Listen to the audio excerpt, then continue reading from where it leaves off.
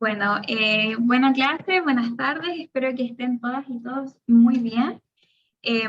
Vamos a dar inicio a esta cátedra, ya una clase magistral que nos va a dar la doctora Alma Guadarrama, ya de la Universidad de Las Salle de México. Ya tenemos el placer de poder contar con la participación de Alma en estas secciones del curso de Género, Derechos Humanos e Inclusión.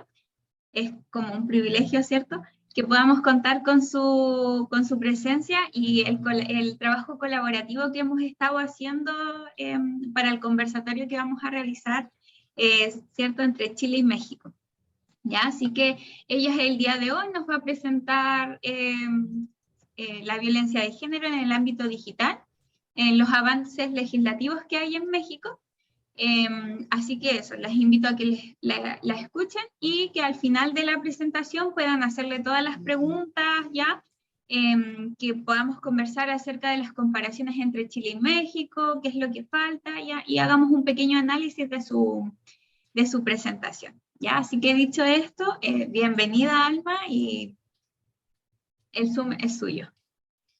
Muchísimas gracias, Javiera, muchísimas gracias por la invitación. Muy buenas tardes a todos. Para mí siempre es un gusto estar con ustedes compartiendo un poco lo que tenemos en México respecto a los avances legislativos en materia de violencia de género, particularmente en la regulación en el ámbito digital.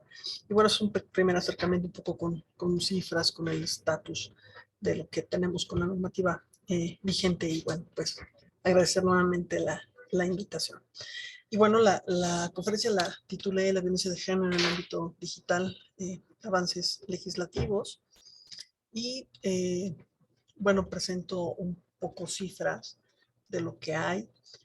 Tenemos que 66 de cada 100 mujeres han sufrido algún tipo de violencia, que es la que establece nuestra legislación. Por ejemplo, en el caso de llamadas de emergencia, que es un primer acercamiento con el incidente de algún tipo de violencia que enfrenta la mujer, tenemos esta tablita que nos muestra, por ejemplo, el número de llamadas de emergencia que se tuvieron en el año 2019, en el año 2020 y lo que tuvimos en el año 2021 en el primer trimestre de ese año. Habría que recordar que en estos 2 años tuvimos el tema de la pandemia en México, particularmente en marzo y abril, que fueron los meses en los que prácticamente se decretó la pandemia en México. Y bueno, pues el objetivo fundamental es reflexionar un poco sobre los avances y retos que ha implicado la violencia de género en el ámbito digital desde lo jurídico, desde lo legislativo fundamentalmente, y los avances que hemos tenido a raíz del incremento que se tuvo con el caso de la pandemia. Podemos decir entonces que la violencia de género la podemos un acercamiento a este concepto, podemos decir que es cualquier acto o omisión basada en el género que cause daño, sufrimiento psicológico, físico, patrimonial, económico, sexual o muerte en el ámbito público y privado. Y de esta definición podemos encontrar los tipos de violencia, algunos tipos de violencia que marca nuestra normativa, así como los ámbitos en los que esta misma se produce, que en este caso es público o privado. Ahora bien, de esta definición entonces encontramos los tipos de violencia, que como ya comentamos son básicamente 5: física, sexual, patrimonial, económica, psicológica y cualquier otra que pueda causar o generar una lesión o un daño a la mujer específicamente, y los ámbitos en los que esta ocurre, que en este sentido hemos tenido un avance importante legislativamente hablando, puesto que lejos del ámbito docente o laboral, docente, la comunidad institucional, la norma ha considerado 2 modalidades de las cuales una es la que nos interesa, que es el ámbito digital y de medios particularmente. Ahora bien, ¿cuáles son los elementos que distinguen la violencia digital que enfrentan las mujeres respecto de lo que se produce en el mundo real podemos decir que existen elementos definitorios, elementos característicos de la violencia digital en relación con los demás tipos de violencia que aun cuando no son equidistantes, puesto que se cruzan, podemos encontrar 3 elementos.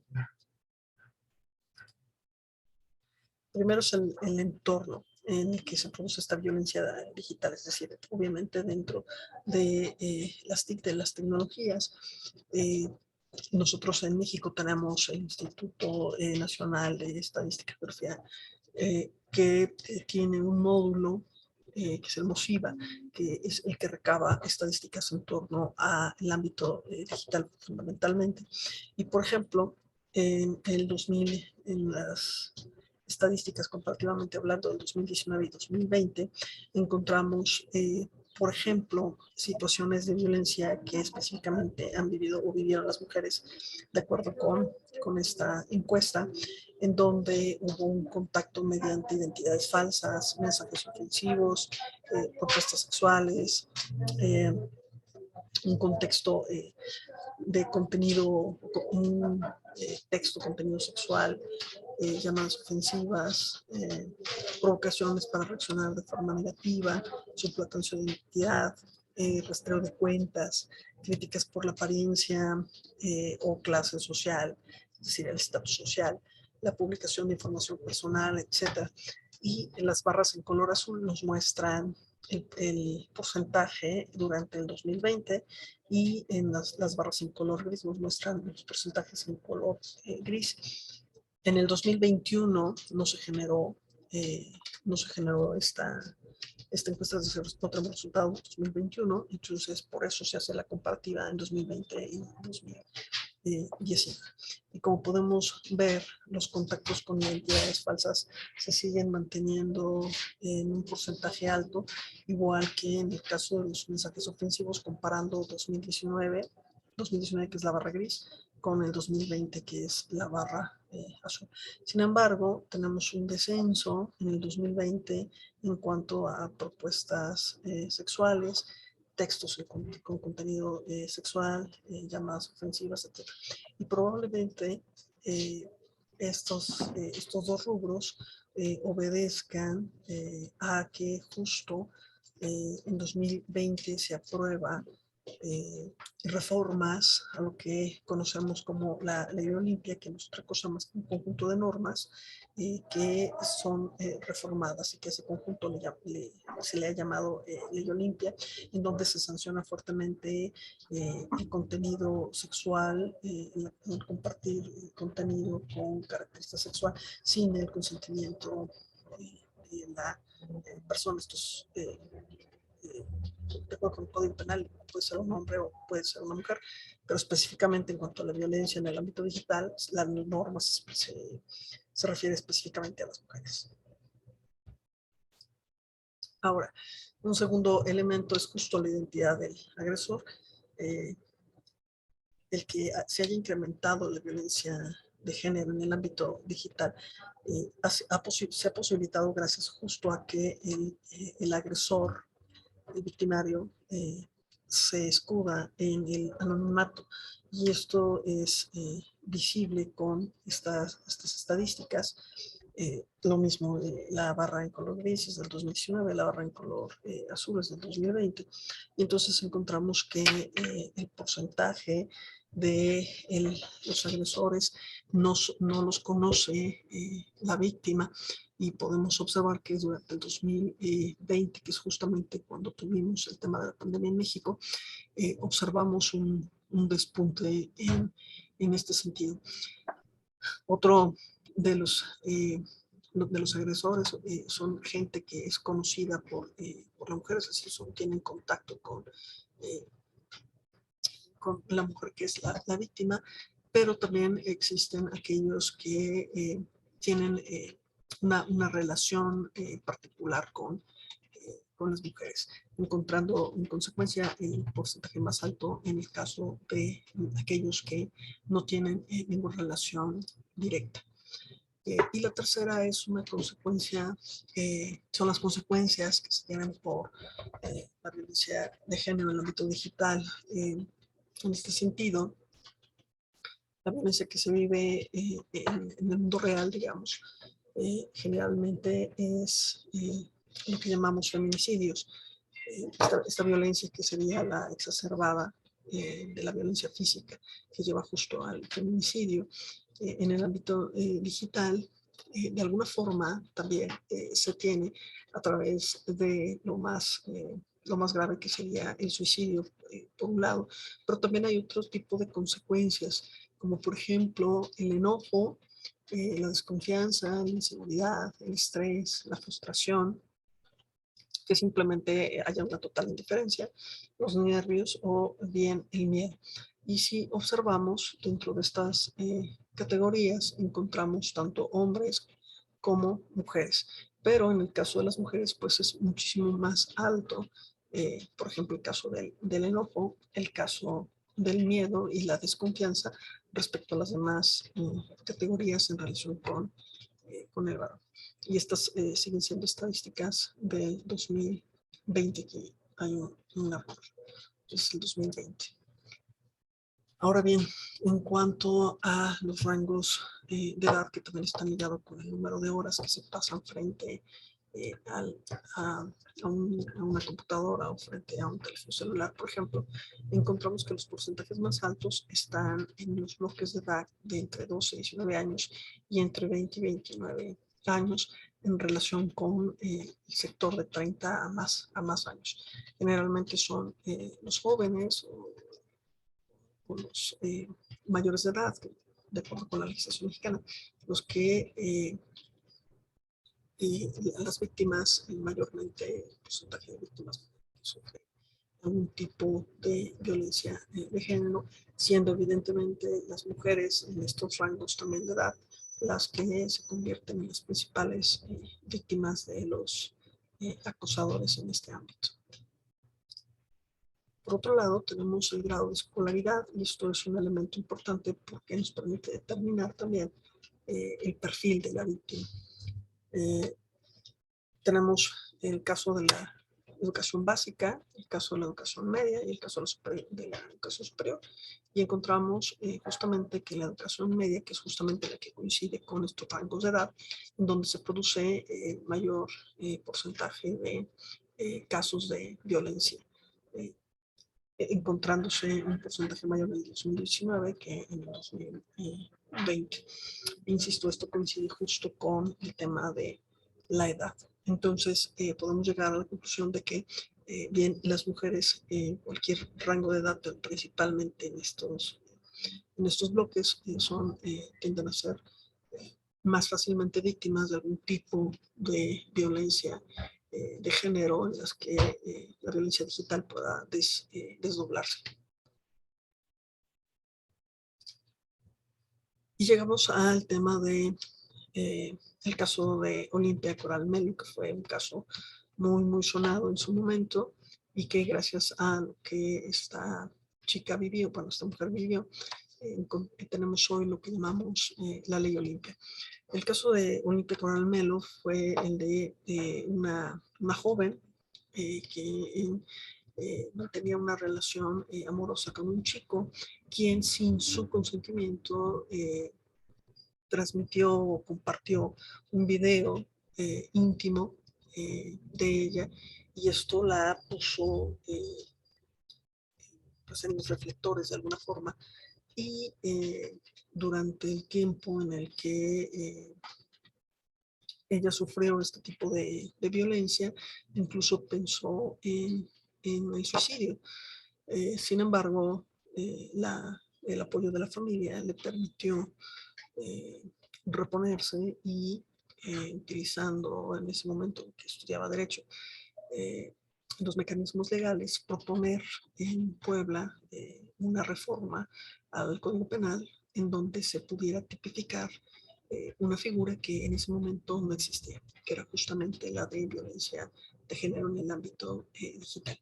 Y gracias a esto, y que posteriormente se convierte en activista una vez que acaba sus estudios, se logra que en una gran parte del territorio nacional se reformen las normativas en materia penal a fin de tipificar la violencia de género en este ámbito. Y esto incluye la norma en la Ley General de Mujeres a una vida libre de violencia.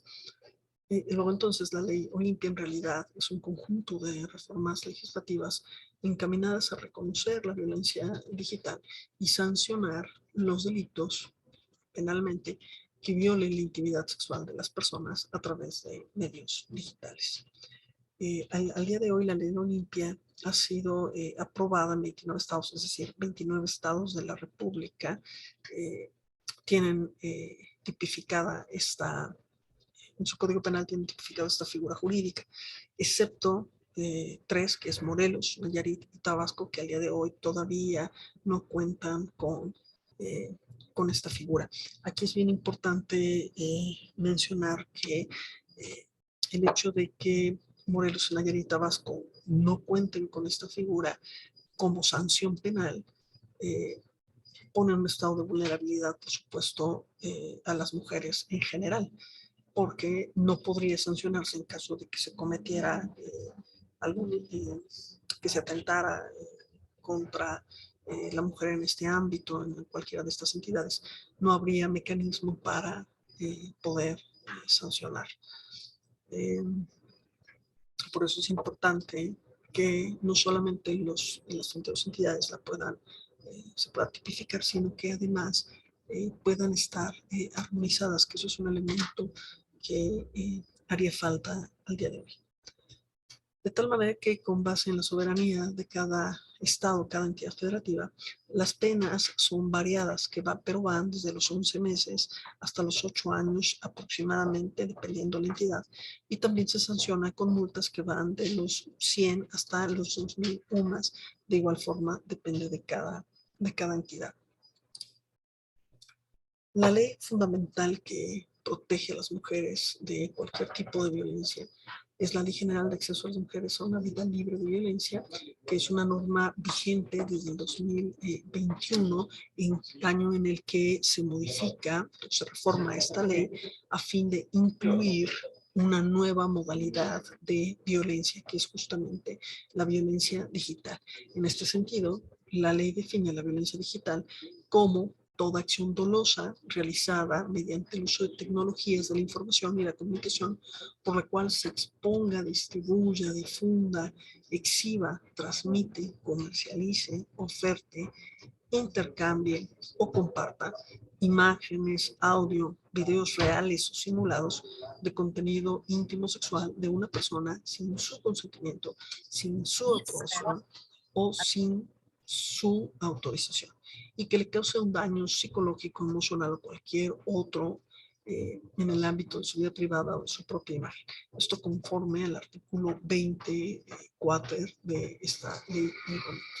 De tal manera que podemos observar que la tipificación de este tipo de violencia es muy amplia, puesto que incluye el exponer, distribuir, difundir, exhibir, transmitir, comercializar, ofertar, intercambiar, compartir, ya sea imagen, video, ya sea real o simulado, incluso audios, pero la característica es que tiene que ser de contenido sexual sin el consentimiento en este caso de la mujer, o sin su aprobación.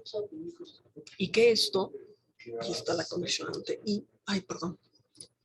que esto le genere, ya perdí la diapositiva, perdón. Y que esto le genere un daño psicológico, emocional, ya sea en su vida privada o incluso en su imagen. Entonces, realmente la figura es lo suficientemente amplia para protegerla. Pero la norma todavía incluye un supuesto más, ¿no? Es decir, que el juez o la jueza, al momento de que se produzca este tipo de violencia, tiene la posibilidad de proteger a la víctima a través de el ordenamiento, ordenar de manera inmediata que, ya sea por vía electrónica o por escrito, las empresas de plataformas digitales, medios de comunicación, redes sociales o páginas electrónicas, personas físicas o morales, que interrumpan, bloqueen, destruyan o eliminen esas imágenes, audios o videos relacionados con la investigación o con la denuncia que se haya hecho. Entonces, esto que también dice el artículo 24, es el mecanismo que establece de alguna forma esta ley, que no tiene un carácter penal, pero aclarar, pero es el mecanismo que establece para poder proteger a la víctima de este tipo, que sufre este tipo de violencia. Las penas que imponen el Código Penal Federal, que es aplicable para toda la República, en concordancia con esta ley, van de los 3 a los 6 años de cárcel o multas económicas igualmente elevadas. Y se establece como agravante en este caso para aumentar esta pena de 3 a 6 años, incluso hasta la mitad, cuando la relación de la víctima con el victimario sea de pareja, sea su cónyuge, o que la persona haya tenido algún tipo de relación sentimental, afectiva o de confianza, o por un servidor público en ejercicio de sus funciones. Entonces, cuando existe un vínculo con esta persona, con el victimario, entonces las penas pueden agravarse incluso por hasta en una mitad, o bien cuando se trate de un servidor público en ejercicio de sus funciones. Ahora, ¿cuáles son las opciones con las que cuentan las mujeres para poder denunciar la violencia que sufren o que enfrentan en el caso de plataformas o entornos sociodigitales? Bueno, hay que reconocer primero cómo la víctima, hay que reconocerse primero como víctimas e identificar las diferentes formas de conductas violentas o delictivas que pueden suscitarse en este entorno.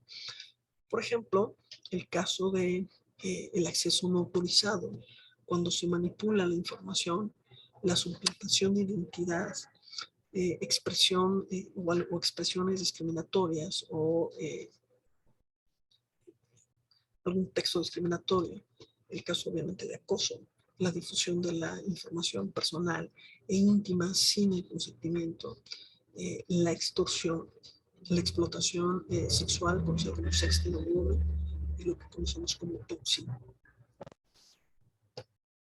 Las principales reacciones que tiene la víctima cuando sufre este tipo de violencia digital son principalmente bloquear a la persona agresora, ignorarla o simplemente no contestar, cambiar o cancelar el número telefónico, cuenta, o bien cambiar la contraseña, eliminar la publicación, el mensaje o el video, denunciar ante el Ministerio Público, la policía o proveedor de servicios, hablar con la persona, informar a otras personas que son cercanos, como pueden ser los padres o amigos, y otra. En el caso de las mujeres, podemos observar que la acción más común es justo bloquear, ignorar, o bien simplemente cambiar el número de cuenta, el teléfono, o bien la contraseña. Ahora, en México existen diversos organismos o medios de atención para las mujeres que sufren algún tipo de violencia, incluyendo la violencia digital. Uno de ellos, por ejemplo, es el Centro de Justicia para Mujeres, que cuenta con mecanismos como son los albergues, que permiten alojar a cualquier mujer que ha sido víctima de algún tipo de violencia, de acuerdo con lo que establece la norma. La FEVITRAN, que es la Fiscalía Especializada para Delitos de Violencia contra las Mujeres y la Trata de Personas, que en este caso, bueno, pues nos interesa el tema de la violencia contra las mujeres. Entonces, cualquier mujer que sufra algún tipo de violencia puede acudir a esta fiscalía para denunciar sobre la carpeta de investigación y se inicia el procedimiento. Otro mecanismo que establece la norma de manera formal o institucional es la Policía Cibernética, que depende de la Comisión Nacional de Seguridad y que es la encargada de atender denuncias, específicamente en el ámbito digital, por cualquier acción o ilícito que ocurra en la red. Y esto se da a través de un número 088 que opera las 24 horas del día, los 365 días del año, y ante la cual podemos hacer alguna denuncia. Que, ojo, la Policía Cibernética tiene una función muy específica que solamente, que no implica la persecución propia del delito. Para eso está la Fiscalía. Otro mecanismo es la Comisión Nacional de Derechos Humanos, que es justamente la que se encarga de velar por que nuestros derechos sean protegidos en caso de violación, bueno, emitir la queja respectiva. Y otro mecanismo puede ser la CONAPRED, que es el Consejo Nacional para Prevenir la Discriminación, que se encarga justamente de todas aquellas quejas que se presentan por discriminación de manera general, incluyendo las mujeres. Y los mecanismos no institucionales o mecanismos informales, que son los instrumentos con los que cuentan las redes como Twitter, Facebook o YouTube, a través de los cuales podemos generar una denuncia o reportar agresiones o actos, por ejemplo, de ciberacoso. Ahora bien, en cuanto a los límites en este tipo de violencia, desafortunadamente para quienes realizan estas prácticas de ciberviolencia, pues en realidad no hay límites producto justo del anonimato en el que se escudan. Una de las ventajas es justamente que este anonimato conduce a que los actos de violencia online puedan llevarse a cabo contra las mujeres, y esto llevaría a que las mujeres se abstengan de usar el Internet. Entonces, el anonimato produce, al final de cuentas, una ausencia de la presencia de mujeres en el uso del Internet.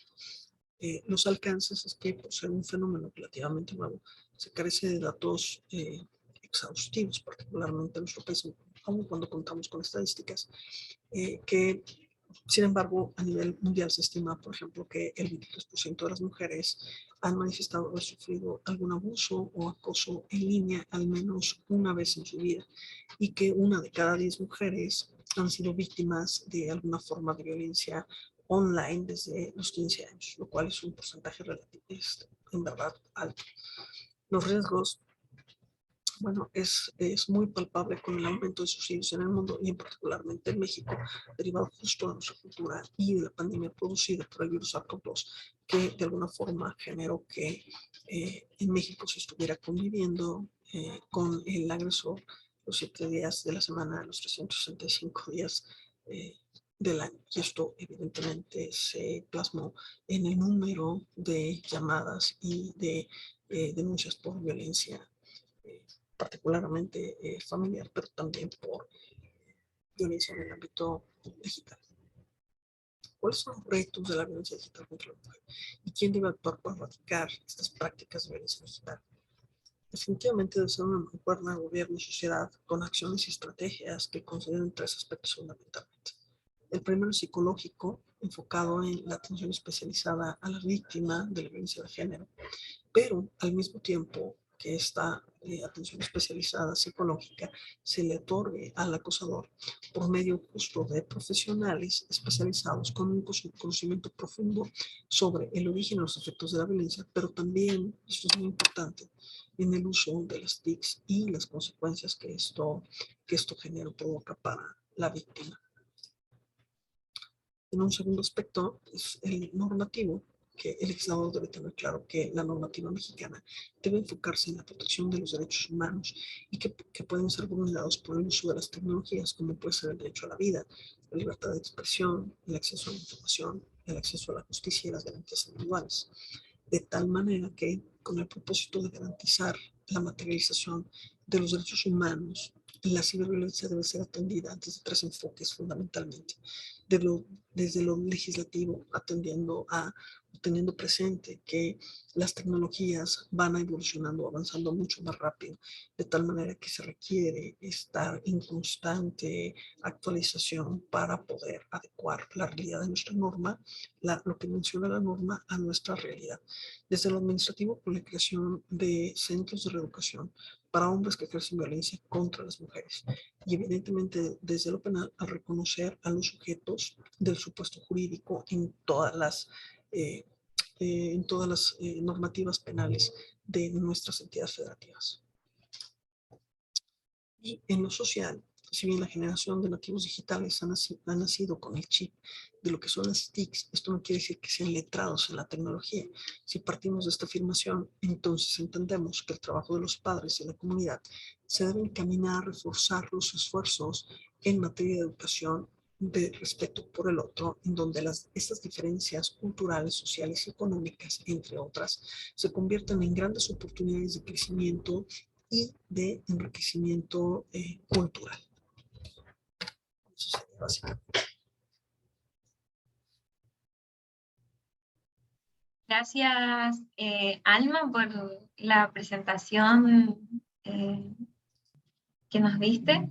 No sé si a lo mejor nuestras estudiantes tienen alguna consulta, duda, comentario que quieran hacer al respecto.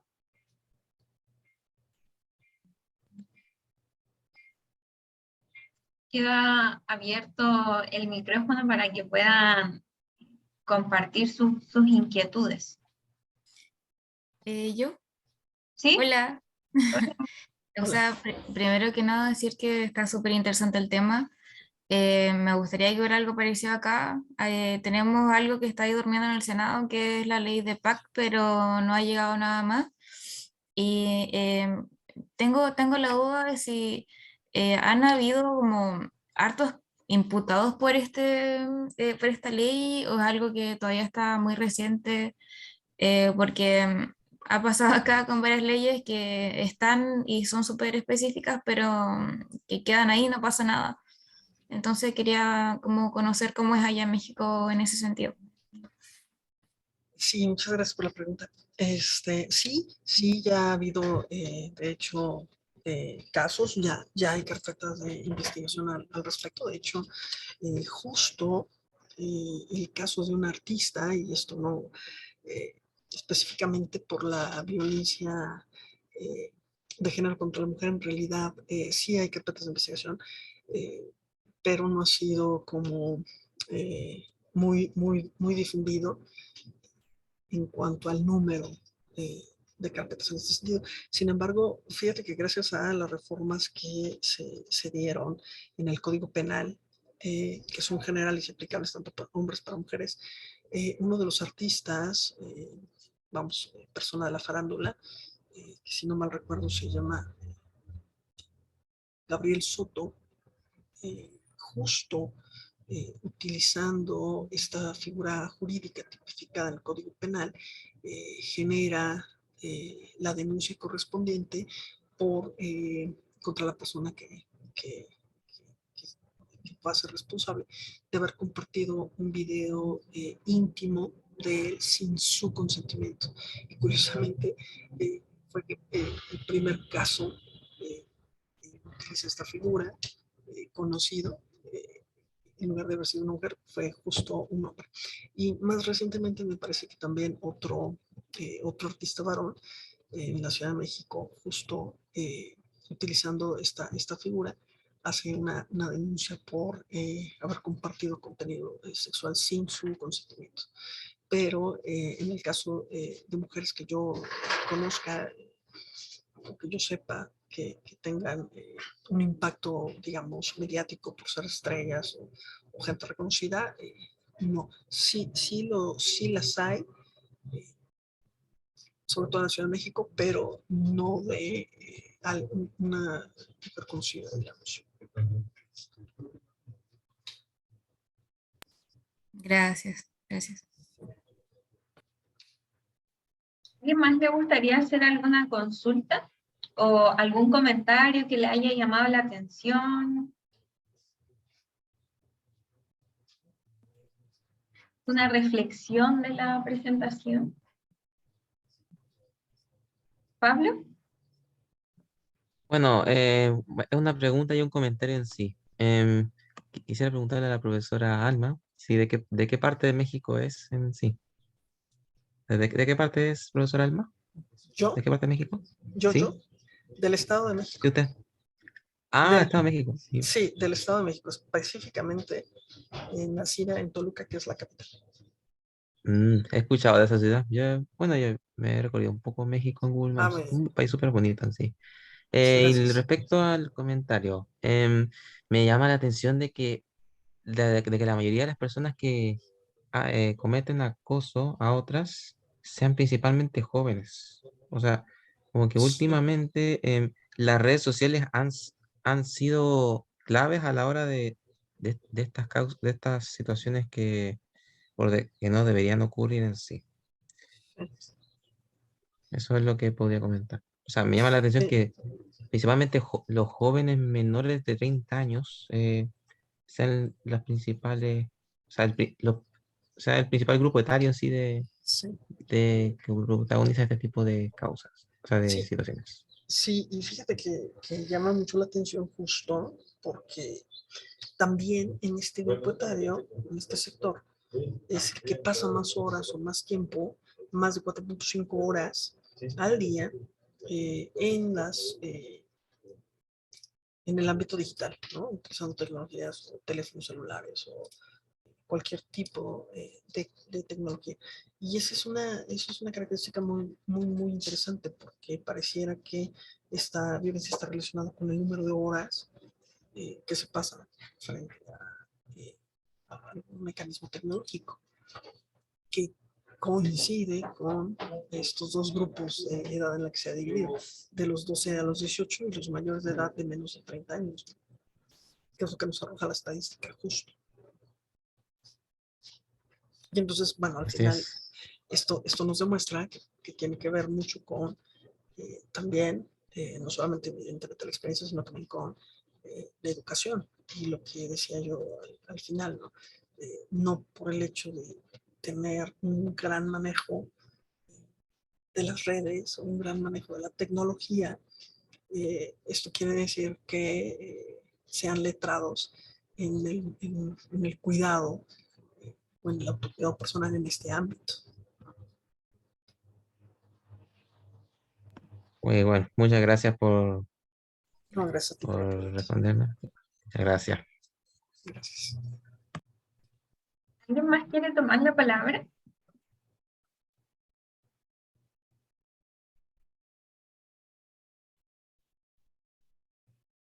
A mí me gustaría hacer un comentario que me llamó mucho la atención, es como la cantidad de centros o ayudas que tiene al menos México para abordar estos temas de violencia de género. Si no mal lo recuerdo, había hasta como, no me acuerdo cómo decía exactamente, pero como un centro de justicia para las mujeres.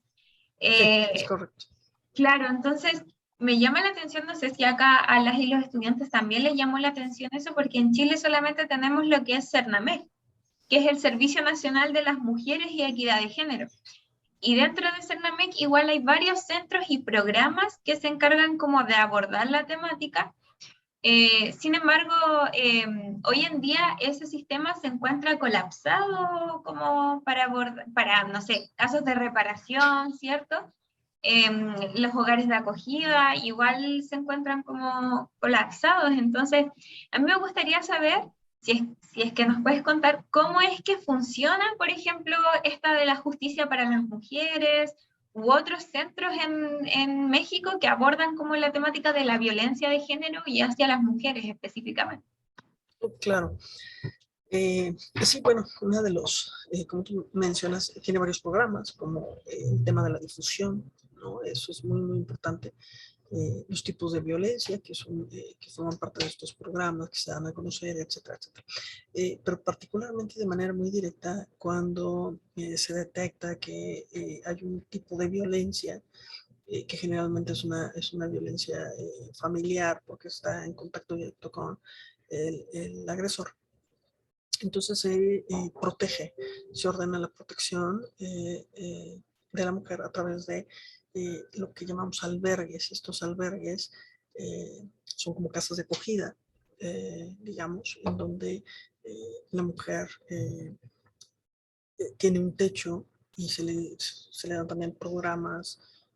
Hay programas para el trabajo, por ejemplo, la capacitación, están dentro de este mismo centro, ¿no? de su plan de trabajo, independientemente de que se haya iniciado una denuncia por violencia en el ámbito penal ante la FEDETRAN, que es la Fiscalía de Atención a Delitos contra la Mujer.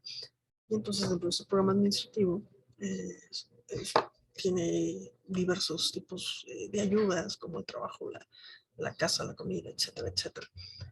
justamente para proteger a la mujer, y entonces pasa aproximadamente de 1 a 6 meses en estos albergues hasta que se emita una resolución o el procedimiento correspondiente, ¿no?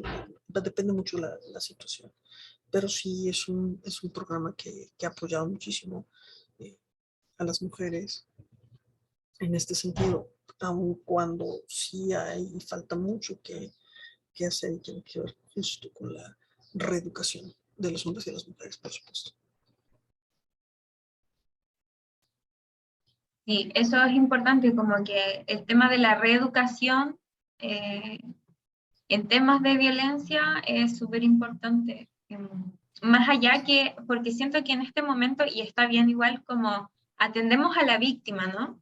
Como a la persona que es afectada de la violencia de género, pero ¿qué pasa con el agresor, ¿no? Como que mucho se deja de lado y si no hay un cambio cultural, porque es muy poco probable que podamos avanzar en estas temáticas de violencia, porque pueden haber leyes, ¿cierto? Pueden haber centros que nos ayuden con la violencia, pero si no hay un cambio a nivel cultural, como que lo que va a pasar es que colapsen los sistemas y la ayuda se vea súper atrasada, que es algo que está pasando acá en Chile. Entonces, claro, va de la mano con un cambio cultural. Claro, sí, definitivamente, definitivamente.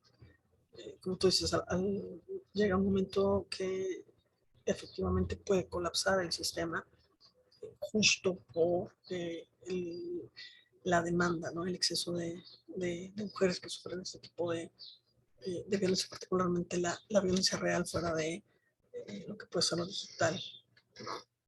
Sí, sí. Y es algo que el sistema tal vez no está, bueno, el gobierno tal vez no está, no previó en un momento dado. Sí. ¿A alguien más le gustaría dar alguna opinión, comentar, preguntar? Si es que no pueden abrir el micrófono, igual está la opción de escribirlo en el chat. Lo podemos leer y Alma puede responder. ¿Algo que le haya llamado la atención?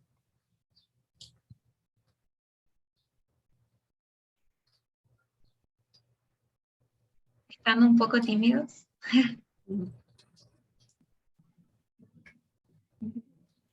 A mí lo otro que me llamó la atención, mientras les doy tiempo a las y los chiquillos que piensen, es que igual hay una población adulta mayor, que también vive acoso cibernético. Decía como de 60 años o más, o por ahí era el rango etario, no recuerdo muy bien. Que igual vive acoso cibernético, entonces es como que uno piensa que no pasa, que para esa población uno lo ve, igual es como, no sé, etarista quizás, pero como quizás no tienen mucho acceso a redes sociales, a móviles, pero aún así están propensos a este ciberacoso. No sé si nos puede contar como un poquito más de eso. Sí, fíjate que tienes toda la razón. Pareciera que en el imaginario social pareciera que las personas de la tercera edad no sufren este tipo las mujeres particularmente no sufren este tipo de violencia porque no tienen la facilidad a lo mejor de utilizar las tecnologías, porque en el imaginario pues tienen otros intereses, no tienen la capacidad, en fin, ¿no? La realidad es que no. La realidad es que la pandemia, una de las cosas que nos mostró es justo la capacidad que tienen las personas de la tercera edad para seguir actualizadas, ¿no? Y así encontramos, por ejemplo, grupos de mujeres de tercera edad que, digo, amén de haber utilizado el WhatsApp para conversar con las amistades, etcétera, han utilizado, por ejemplo, lo que tenemos ahorita, este contacto particularmente con la familia, con los nietos, ya que estaba prohibido, ¿no? De alguna forma las convivencias, etcétera, ¿no? Y entonces tuvieron que educarse en el uso de las tecnologías para poder tener contacto con la familia y seguir teniendo contacto con las amistades. Y esto nos lleva entonces a que definitivamente es un sector que también sufre, o que puede sufrir, susceptible de sufrir algún tipo de ciberacoso, o algún tipo de, de violencia como la que tipifica nuestra ley. Y de hecho, en las diapositivas marcaba que el grupo de 60 años y más, lo curioso es que los hombres en este grupo etario son los que sufren eh, un mayor porcentaje la posibilidad de caer como víctimas del ciberacoso en relación con las mujeres en este grupo en particular de 60 años y más. Insisto, en el uso de las tecnologías tendríamos no solo que pensar en el aspecto sexual, ¿no? Si estamos hablando de ciberacoso, entonces estamos hablando de la suplantación de identidad o bien en un momento dado el tema de Hola, buenas tardes. el robo de saldos, ¿no? Por ejemplo, las cuentas, lo que sea. Y curioso, ¿no? En este sentido son los hombres los que sufren, son un porcentaje de víctimas del ciberacoso en relación con las mujeres. Y en cuanto a violencia sexual, pues efectivamente son las mujeres de tercera edad más que los varones. Y en esto, pues de igual forma, aplica los mecanismos que ya comenté, ya sea la denuncia, a través de la policía cibernética, la denuncia con la fiscalía correspondiente, si es caso de la mujer, bueno, pues por temas de violencia de género, en la fiscalía especializada en delitos sexuales, y si son en el caso de los varones, pues bueno, la fiscalía general o estatal, dependiendo del caso de que se trate, ¿no? Pero sí, pudiéramos pensar que no son víctimas y sin embargo un porcentaje importante se convierten en víctimas y particularmente los varones. Y sobre todo eso último que decía, que si revisamos como el gráfico, dice que hombres de ese grupo etario son los que Sí, más es correcto. sufren este tipo de violencia. Y la verdad a mí me llamó demasiado, ¿viste? De 60 años a más. Los Sí, hombres son los más propensos a vivir este tipo de violencia. Entonces, no sé si exacto. al público aquí también les llama la atención, qué es lo que piensan de esto, se lo imaginaron. Sí, exacto. Justo en esto la tendencia se invierte, ¿no? Aquí principalmente esto se explica porque son los hombres los que más fácilmente pueden ser objeto de alguna estafa, particularmente haciéndose pasar por gente de banco que ofrece créditos, que ahorita está muy, muy de moda. Y por el otro lado, otorgando las contraseñas, etcétera, se les roba el mecanismo de fraude con el Código Penal, su dinero, su pensión, lo que tiene ahorrado, y justamente son más los varones que las mujeres.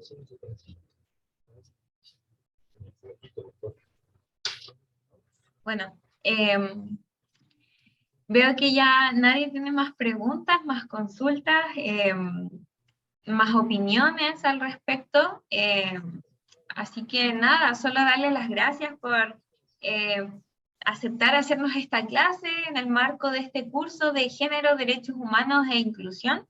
Es muy importante que sigamos como generando este vínculo entre ambos países para conocer distintas visiones también de lo que está pasando frente a la violencia de género, los derechos humanos, ¿cierto? Los avances a nivel legislativo, y siempre va a ser como bienvenido el poder discutir estos temas con este contraste entre países, sobre todo de Latinoamérica, ¿no?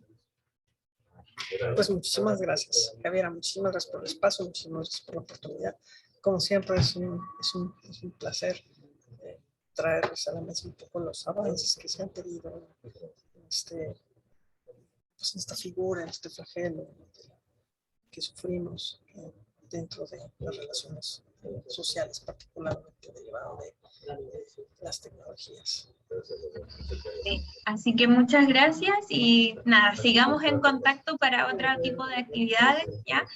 Y nada, un gusto, de nuevo, muchas Muchas gracias. gracias. No, gracias a ti, gracias a todos. Muchísimas gracias.